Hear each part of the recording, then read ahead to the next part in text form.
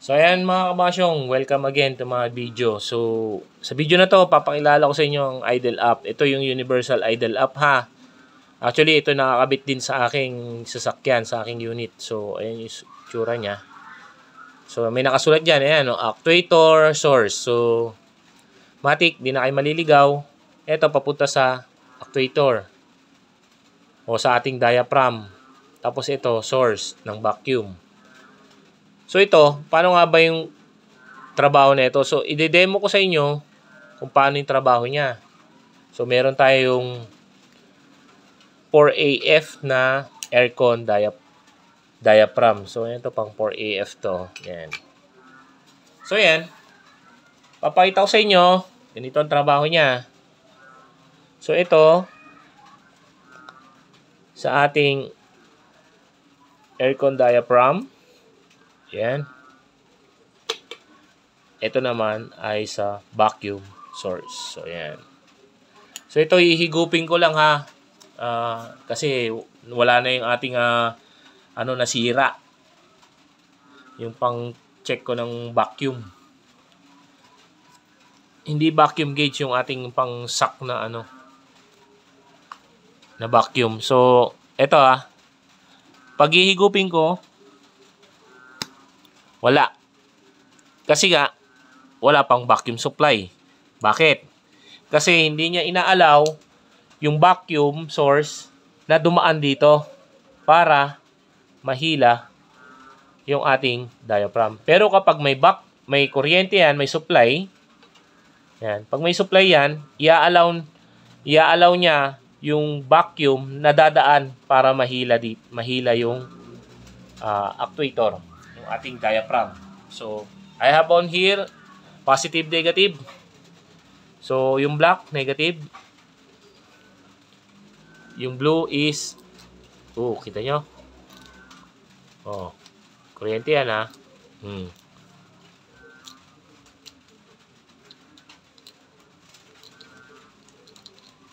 May kislap-kislap pa. Yan. So, ngayon, ihigupin ko ngayon to.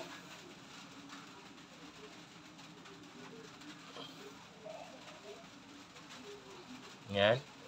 Higupin ko ngayon. At makikita nyo, hihilayin nyo yun. Na may 12 volts na supply. Current supply mga kabasyo. So, ayan. Ayun, nakahila siya. Ngayon, i-release ko. Kita nyo, gumalaw din yan. So, isa pa.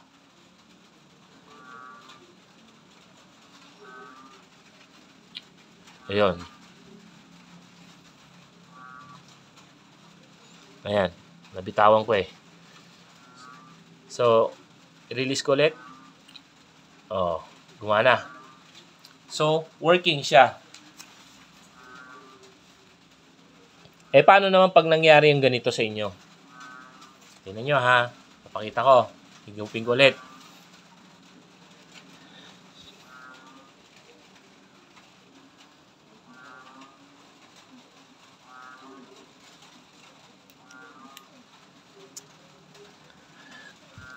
Ito na yung vacuum.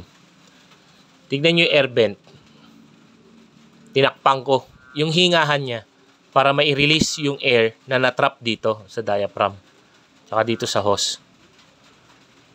Kasi tinakpan ko yung air vent niya. Ayun. Kita nyo? Ngayon, tignan nyo yung diaphragm ha. Ito, tignan nyo to. I-release ko to. Nakita nyo? Gumalaw. Isa pa. Lagyan natin ng supply.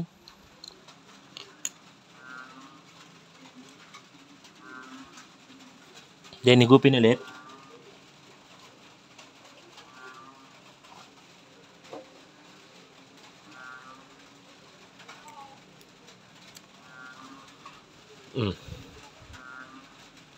Ayun. Tinanggal ko yung current supply. Pero naka-stuck siya dun. Kasi,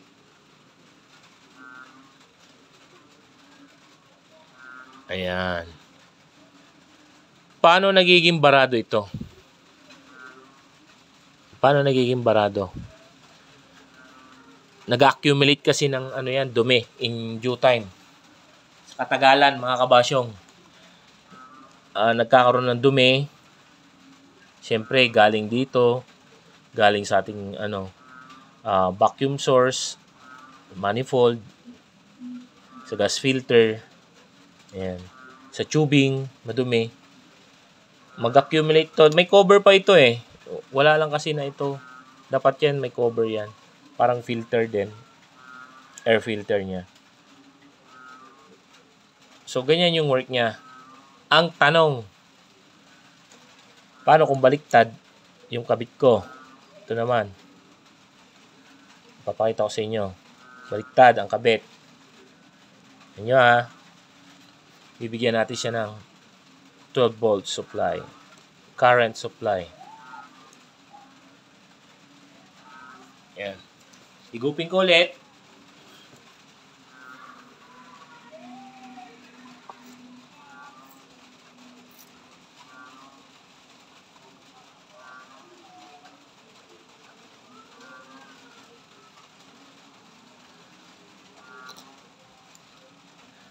Tanggal ko yung battery. Tignan nyo, hindi bumaba. So, steady na yan. Namatay yung compressor. Namatay yung ating compressor kasi napalamig. Siyempre, sasabay yun sa So, magi-stack up. Naka-steady na kayo. 1,000 RPM. Pero namatay yung compressor. Bakit? Kasi hindi niya na pinapaalis yung hangin. Naka-stuck na dito. Ayan, oo.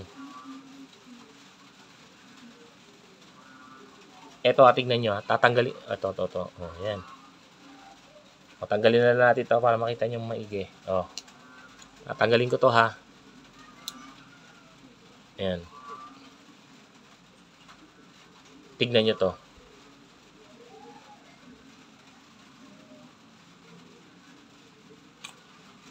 Kita nyo? Nag-release. So, baliktad yung kabit. So, pagka baliktad yung kabit nyo ng vacuum hose, so, yun yung effect. Gagana siya ng una, pero magiging stagnant na siya kung ano yung RPM na ibinigay nyo. So, hindi kahit na namatay yung compressor nyo, nag-i-steady yung inyong RPM. Nag-i-steady siya. Kasi nga, nag-ano na siya. Tawag to. Ayan. Mag-i-stack kasi siya. Paano naman kung baliktad yung kuryente? Lagyan natin sa tama yun ha. Tapos ito yung vacuum source natin. Paano kung baliktad? Gagana ba? Yan natin. Uy. Nakita nyo? Pero, tumutunog yung aking 12 volt na charger dyan.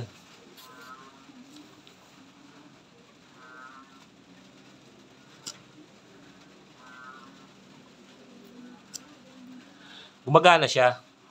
Pero ito masasabi ko ha, pag baliktad yun, siyempre yung polarity, may cycle siya sinusunod dun sa loob. Tapos tumutunog pa yung aking charger. So, hindi na susunod yung polarity. Pag ganyan ang ginawa nyo, good luck, hindi rin tatagal ito. Kasi nga, baliktad. Not unlike kapag sinunod nyo yun, hindi ko narinig na tumunog yung aking charger dito. Kasi charger lang to eh. Ito siya 12 volts mga kabasyong. Yan. So, wala siyang tunog na nangyari kasi tama yung ginawa ko. So, imagine nyo yung sasakyan nyo, ganun. May mali yung inyong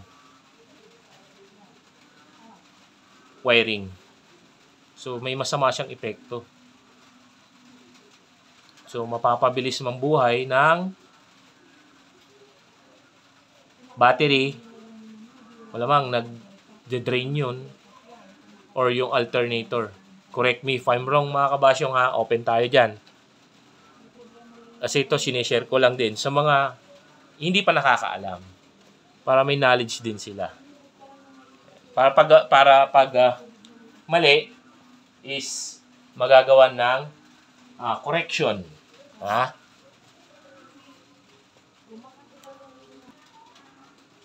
So yan mga kabasyong, sana nabigyan ko kayo ng idea regarding sa ating pag-check ng ating idle app. So yun lang, maraming salamat sa panonood. God bless.